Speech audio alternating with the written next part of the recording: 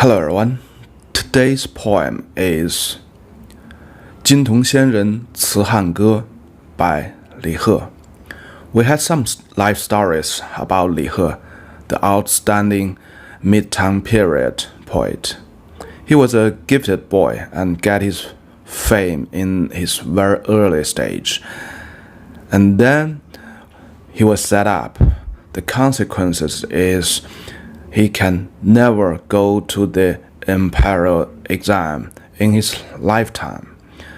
And at the time, that was a must step for him to pursue his lifelong goal or lifelong dream, because he was with the royal blood in his vessel, and he is so proud not only for his blood, also by his own poet and fame, and he wants to make that as the real glories by serving the country, by doing something great for the country and for the people. And the imperial exam looks like the must do or must go through process. Though when he had such set up and he got home, he was so furious and disappointed. So that's the poet we had in the 南园13首 其三. So that describes how furious and how disappointed he was when he back to his home. And the real thing is, several years later, someone recommended him a very low position in the capital city, in the central government.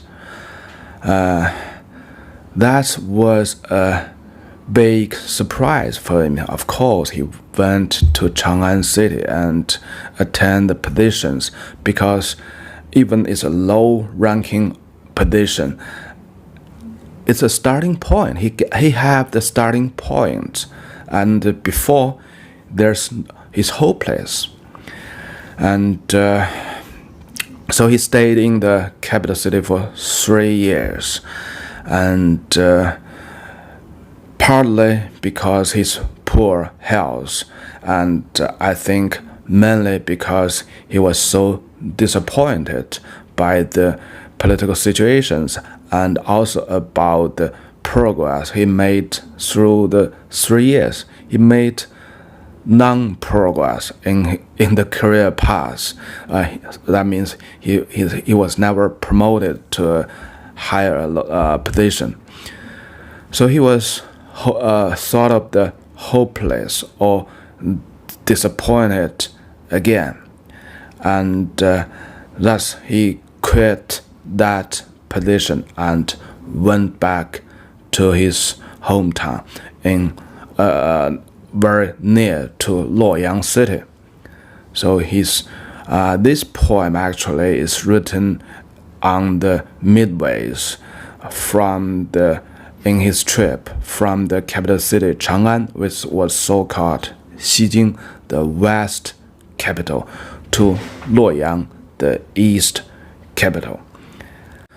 3 years in the capital city is not a long time, but for Li He, this is the most important and the most significant period of time in his lifetime.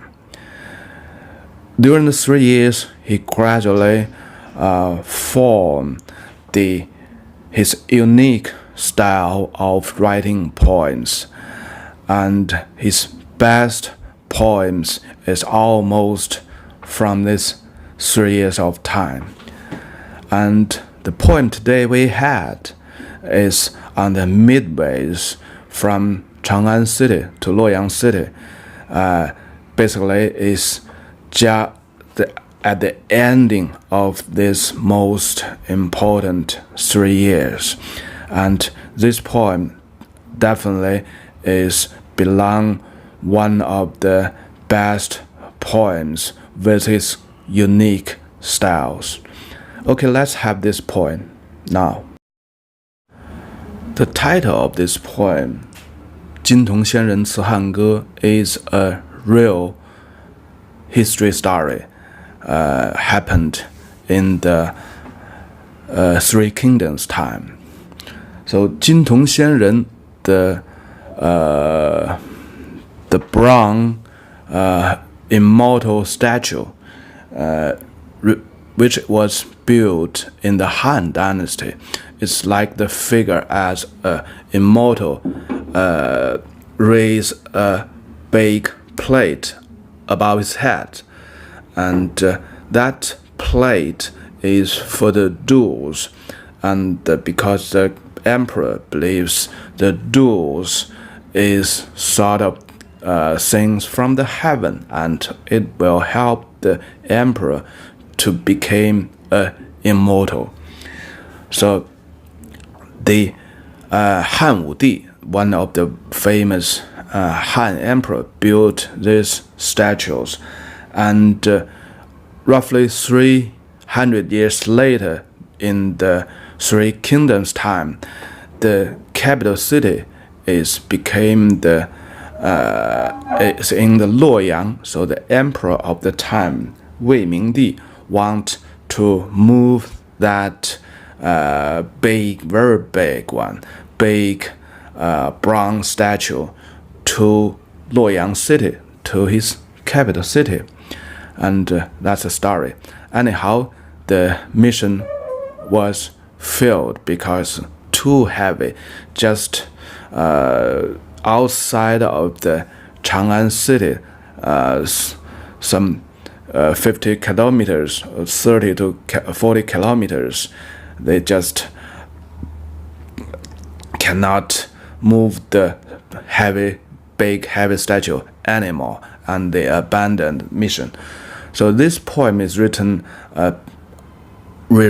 about these history stories, and on the surface it's quite simple. It's just rewrite the histories, and but with the emotion and the carefully chosen wordings, it reflects the feelings of the poet and his feelings toward the history story, toward the immortal statue. He treat that immortal statue as a person with real feelings, and with all these writings, he also, I do believe, it reflects a lot feelings of the poet himself. And also you can see we have a preface here. So in the very ancient time, the poet expressed himself. That's the poet is quite good enough. And when the poetry developed several thousand years till the Tang dynasty, the poem cannot express itself already. So they need to write the preface. So we can see, that's my personal opinion. You can see, normally we treat Tang dynasty as the peak of the Chinese classic poetry, and at the peak time we can see some of the signs that shows it's declining because the poem doesn't express itself. Okay, the prefix just repeat this story that at 魏明帝青龙元年8月, actually the poet actually wrote a wrong time here. It's not the real time in the history book. Anyhow, the emperor he referred to is correct. So everybody knows what exactly the story it is he's referring.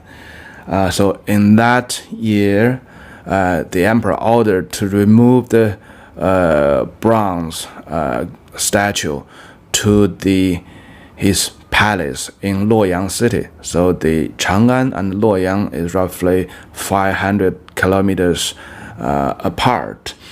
He sent his officials to take the statue to his palace in Luoyang. The big bronze immortal statue was broken into two pieces. One is the big plate, the other is the immortal figure statue itself. And when the statue was loaded up to the car or bull or car horse, whatsoever, the immortal statue tears down. So that's the story. And the last sentence, it shows the pride of the poet himself. He point out, 唐诸王孙李长吉遂作金铜仙人歌。唐诸王孙 is the son or the grandsons of the Tang royal family, or the kings of the Tang dynasty. So he point out very clearly, I'm with the royal blood in my vessels. Li Changji is a name he called himself. So Li He is a name for others to call him. Okay, that's the preface. The poem is actually repeating the story in the preface, in the form of a poem actually. So if we remove this preface, there's nothing heard in the poem, in my own opinion. The only difference is the last sentence, that it's the very proud self-claim of the poet that he has the royal blood. Okay, let's talk about the poem now. It's a long poem, so I will focus on the key point. 金铜仙人辞汉歌，李贺。茂林刘郎秋风客，夜闻马嘶晓无忌。画栏桂树悬秋香，36宫吐花碧。渭关牵车指千里，东关酸风射眸子。空江汉月出宫门，义军清泪如千水。衰兰送客咸阳道，天若有情天亦老。斜盘独出月荒凉，渭城已远波声小。Okay, could you feel that when I'm reading this poem, it's not so well reserved. It's not with very smooth, or it's with the very pleasant rhythms. So that's one of the characteristics of Li He as well. He doesn't care too much about the rhythms, and the things he cares is something others, the refined wordings or the imaginations. It's basically, this poem is a very complicated rewriting of the old stories. 茂林刘郎秋风客. So with all these long sentences, it only referred to one person, the Han Emperor, Han Wudi, who built that immortal statue. Let's have a closer look at the wording. 茂林 is the name of the tomb for the Emperor Han Wudi. He was the emperor with the most power and glory among the emperors in Han Dynasty. Liu Lang very clearly refers to Han Wudi as well, the emperor, the most powerful emperor. But anyhow, Liu Lang normally means a junior person with the family name of Liu, so it shows contempt toward the most powerful and glorious emperor in the Han Dynasty. 秋风客, so Ke is the guest or someone has passed. So this here has two meanings. Because the emperor Han Wudi has write a poem so-called 秋风词. The 秋风 is the wind in the autumn. It express the feeling that the time passing by and things and people are always changing. It's about the sadness of changing and time passing by. So 客 here also refers to the emperor Han Wudi. So the whole sentences use the tomb, use the family name, use one of the poem the emperor wrote to indicate the figure, the emperor Han Wudi. And the last word, 客, the guest, tells very clearly the glorious, powerful emperor has gone. The so-called Luoyang was in the big tomb now. The Luoyang shows the contempt toward this glorious, powerful emperor by the poet. 夜闻马嘶小无忌. So in the night time, the horse neigh was heard, and at the dawn time, when the sun comes up, there's no sign or no track of the horse that was neighing in the night. This is also refers to a story about the emperor Han Wudi. When the emperor died, people still heard the sound of the emperor. He's riding a horse, the horse neighing. In the night time, they are lingering around in the royal palace all night long. And when the sun comes up, everything has gone. So that's the story. So it implies that the Han Wudi's spirit, the ghost, the spirit, is still there, lingering around in the land of the royal palace. So what kind of a spirit, or what the emperor famous for? He's most famous for his glory about the war. He's most famous about the prosperous country under his ruling. So keep in mind, whenever a Tang poet is writing something in the Han dynasty, some person in the Han dynasty, actually he's always referring to the counterpart in the Tang dynasty. So here, through all these poems, you should try to find the counterpart of the Tang dynasty. Though here, the Han Wudi, I do believe he's referring to the Tang emperor, Tang Xuanzong.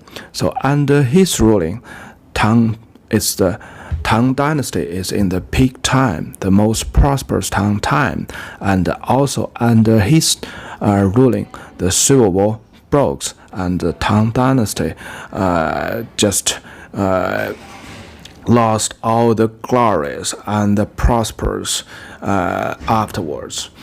So here, when we look back all these simple two sentences, the meaning is quite simple, but it has so many implications, metaphors.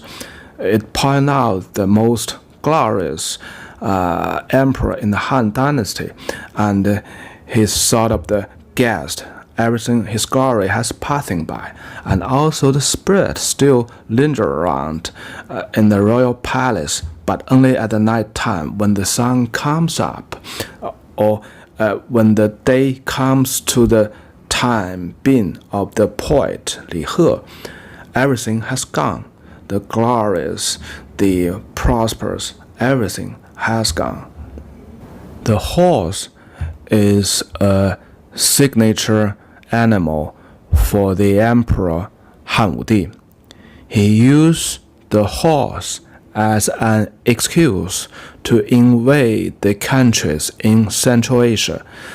So 汗血宝马 became a very popular terms in even today's language.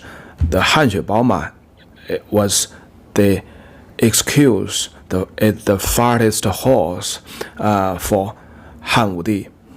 And as always, fast horse is always a symbol or very strongly related with war. So here is a sort of the reminder to the most glorious and powerful time of the Han dynasty or of the Tang dynasty. 画栏桂树悬秋香. So the fence in the royal palace is painted as still. So the painting still looks the same. 桂树, the osmanthus trees, is in blossom in the autumn time and with very sweet smell. 悬秋香, so the is sweet smell in the autumn time. 36宫土花壁. 36宫 refers to the whole palaces. So the 宫 is normally refers to a single building. So it's 36 palace buildings. It refers to the whole palace. 土花壁, the lichen on the ground. 土花, so it makes all the ground green. The lichen makes all the ground green, which means the palace actually is a ruin now. Nobody is living here. So that's why the lichen grows on all the ground in the palace.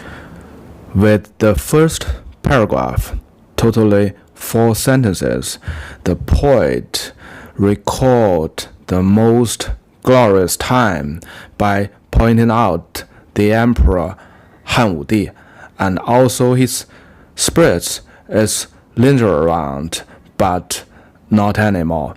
And also he used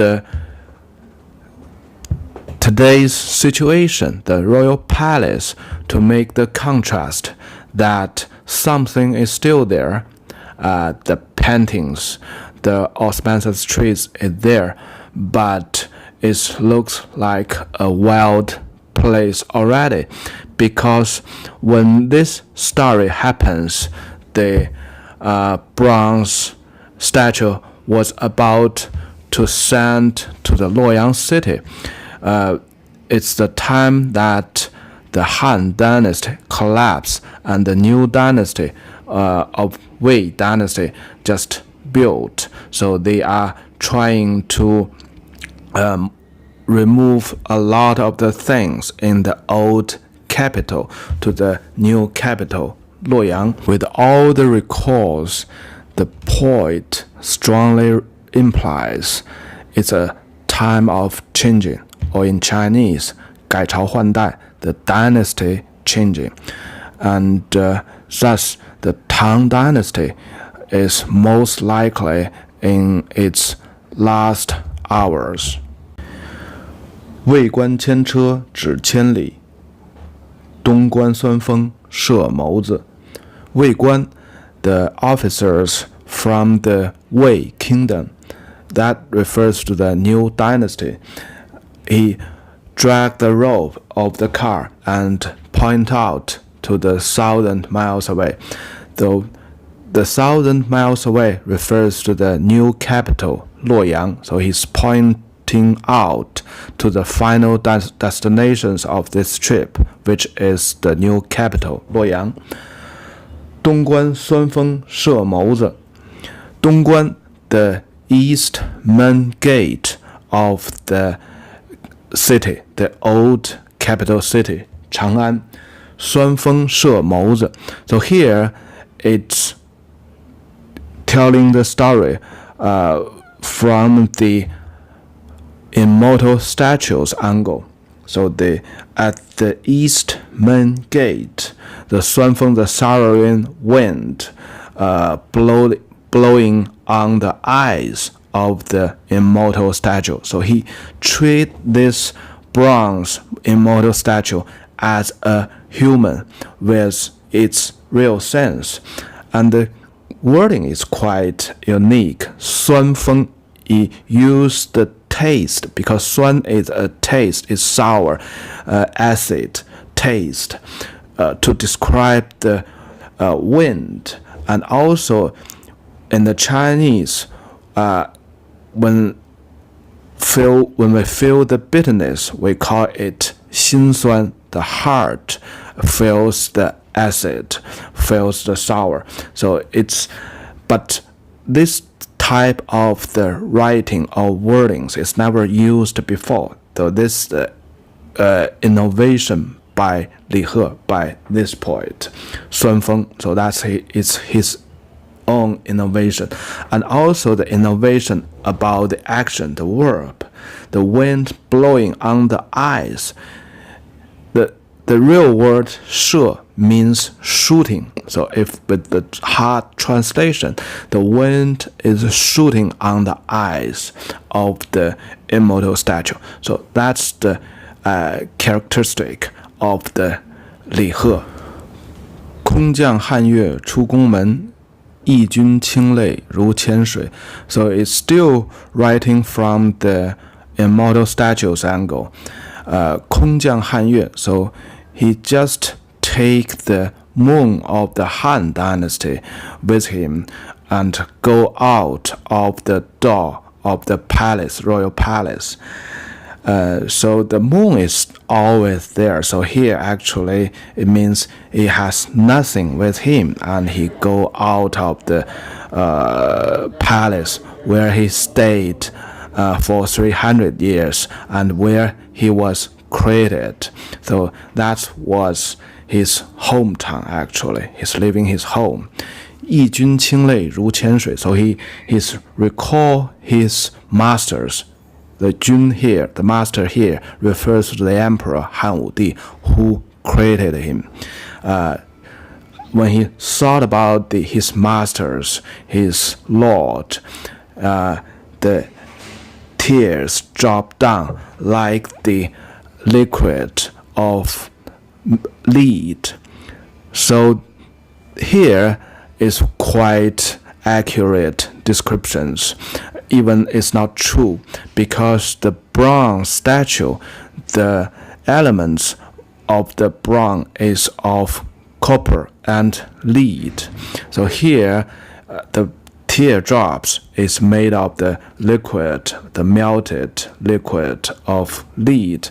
That definitely is by the immortal statue. The 4 sentences of the second paragraph get down to the real story. It depicts the situation that the immortal statue is about to be moved out of the royal palace, and the feelings from the angle of the immortal statue. And the last paragraph is getting out of the royal palace, is still from the angles of the immortal statue. 衰兰送客咸阳道，天若有情天亦老。衰兰, the orchard flower, the decaying orchard flower, because it's autumn time. So this sentence is saying the decaying orchard flower is seeing the immortal statue off to the road surround the old capital city, Chang'an. And the immortal statue became a guest. 客 here refers to the immortal statue.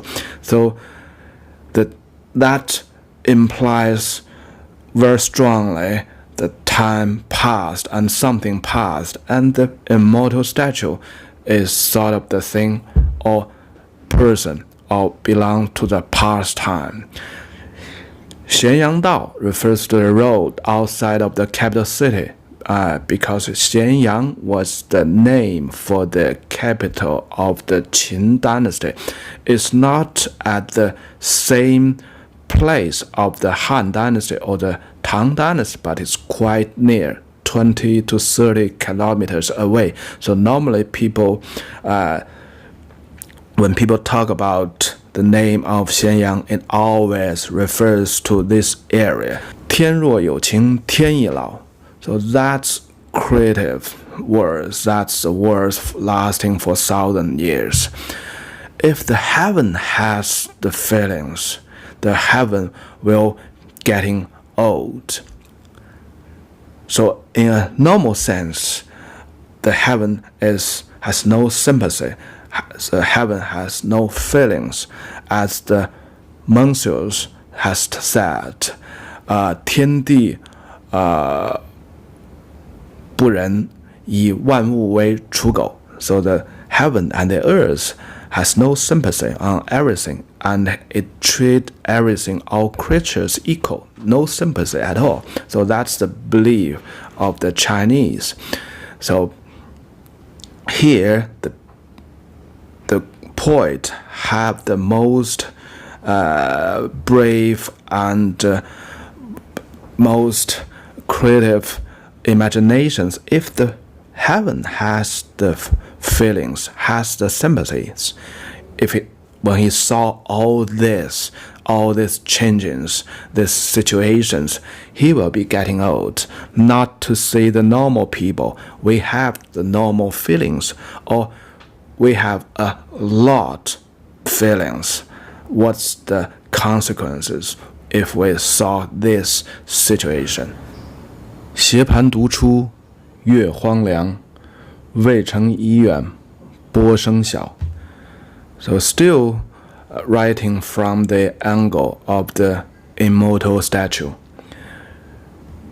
With the big plate with him, he stepped out of the old capital city, Chang'an, alone, and the moon above looks very wild and desolate. So the moon appears here is quite normal in Chinese classic poems. The moon is always the things of hometown sick or remind old friends. And here it depicts the moon as wild and desolate. It means the immortal statue is going to be away from his hometown, the Chang'an city, and also the old friend is far away from him, who is the emperor of the Han dynasty 300 years ago. So that tells the sadness and loneliness the immortal statue feels. 渭城已远波声小.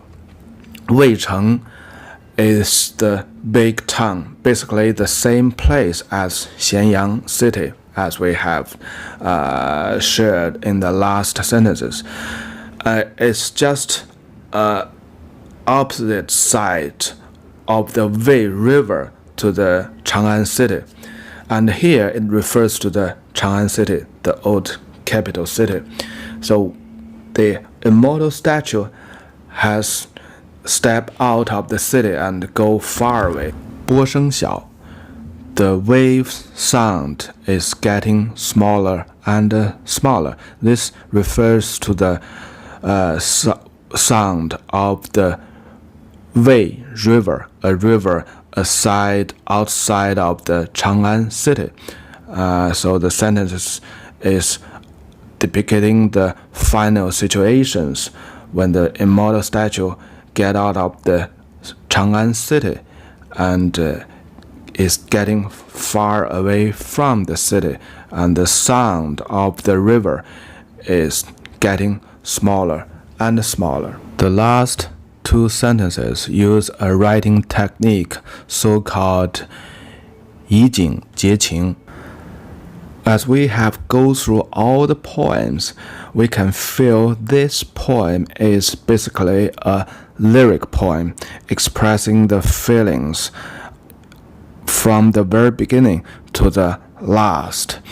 And the last two sentences, the writing technique is so-called 以情结景, which means to ramp up the feelings or thoughts with the depicting the scenic views. This writing technique looks like soften the feelings that expressed or accumulated in the previous paragraph. Anyhow, it makes the feelings much longer, and you can taste that feeling when you remind that situations. You can taste it again and again. In fact, with the last sentence, 渭城以远播声小, it's very likely to arouse the thoughts of poet himself. He was on the same route, the same situation with the immortal statues. And also, when you have a second thought, they are in the big situation is also same. The immortal statue is saying farewell to the capital city. Also, more importantly, he's saying farewell to his lord, Han Wudi, the emperor. And Li He, on the same route, see the same situation, the scenic views, and he's also saying farewell to the capital city, and he's saying farewell to the emperors. And I do believe he's saying farewell to the Tang Xuanzong, not the emperor of the time, because he was so disappointed with the politics and the emperor of the time, and he don't think he can achieve the glory as the Han Wudi, as the Han Wudi's time. So basically, he's hopeless. He's saying farewell to the most glorious emperor, Tang Xuanzong or Han Wudi, that bye-bye, I am not born in the best time in your time, so I just quit my job. I cannot achieve the goals, achieve the glories I thought I could have. So from the last sentences, it's very easily for the readers to associate the poet Li He himself to the experience of the immortal statues, or to the feelings expressed in this poem, which is the immortals' feelings. Okay, that's one of the characteristics of Li He's poem. Many implications. It's really hard to decipher what the poet really means when he was writing this poem. But the specialty of this poem actually is the wordings. He used so many unique wording that never used before. That's 酸风, the souring wind. The sour is a taste, a sense of taste, never associated with the smells, but you never taste the flavor of a wind. But he used that sense to describe the flavor of the wind. Also, the action, the wind blows on the eyes. Normally, most people didn't even notice that things, and he used shooting to describe that action. The wind blows on the eyes. So in hard translations, the wind is shooting on the eyes, and also his imaginations helps a great deal. He used the immortal figures, the very ancient history stories, all the heavens, the fair ladies, all the thing magic to describe actually a very normal situation, a departure or a farewell to his lifelong pursuit, a farewell to the Tang Emperor. This situation actually is described by many Tang poems, but with the wild imagination of Li He, the unique, refined wordings of Li He, this very simple and normal situation became a long and complicated situation. And also in the surface, it's just like to rewrite the old history stories, nothing to do with him, but with the last sentences. 斜盘出月，读出月荒凉，渭城已远波声小。Suddenly you feel, wow, the poet Li He himself, he's experiencing the same situation as well. And 3 years later, he died. So Li He created with the simple situation because his life story is not so complicated and profound, but he created so many wordings that's recited and quoted year after year and day after day till today. And also his unique style is has a very strong influence even till today. Okay, I give you a very example how this his wording was quoted by Chairman Mao. 天若有情天亦老，人间正道是沧桑. So that's one of the very famous poet by Chairman Mao, Mao Zedong. Okay, that's for Li He. And bye-bye.